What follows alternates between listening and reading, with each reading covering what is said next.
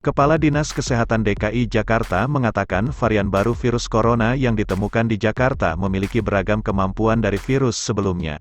Varian baru ini cukup merepotkan karena mereka memiliki kemampuan tersendiri untuk menginfeksi kita, ucap Widya Astuti dalam keterangan tertulis Selasa, tanggal 15 Juni tahun 2021, seperti misalnya kemampuan virus corona Delta B1.6.2.7.2 asal India yang disebut memiliki kemampuan penularan yang lebih cepat, sedangkan untuk varian Beta B1.3.5.1 asal Afrika Selatan disebut sebagai varian baru yang bisa membuat gejala COVID-19 tingkat berat.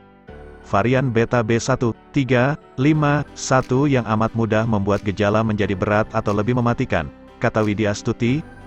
Karena memicu terjadinya gejala berat, Widya Astuti meminta seluruh masyarakat disiplin menjalankan protokol kesehatan untuk menghindari penularan COVID-19. Meski memiliki kemampuan yang berbeda-beda, Widya Astuti mengatakan, seluruh varian yang ditemukan di Jakarta masih bisa diantisipasi dengan vaksin. Diketahui saat ini sudah ada 3 varian baru virus corona yang terdeteksi masuk ke wilayah Jakarta. Widya Astuti mengatakan, varian tersebut adalah Arian Alpha, asal Inggris, Beta, asal Afrika Selatan, dan Delta, asal India.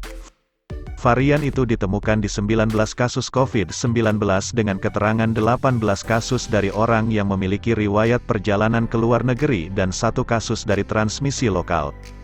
3 varian tersebut ditemukan di 19 kasus COVID-19 yang sudah dilakukan pemeriksaan whole genome sequencing, WGS.